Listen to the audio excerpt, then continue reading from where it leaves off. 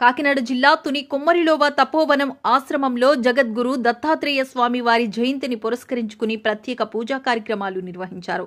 ఆశ్రమ నిర్వాహకులు సచ్చిదానంద సరస్వతి స్వామీజీ వారి దివ్య పర్యవేక్షణలో దత్తాహోమం, కార్త వీర్యార్జున హోమం అత్యంత వైభవంగా నిర్వహించారు. వేద పండితుల మంత్రోచ్చరణల నడుమ దత్తాత్రేయుల వారికి అభిషేకము, విశేష పూజాలంకరణలు నిర్వహించారు.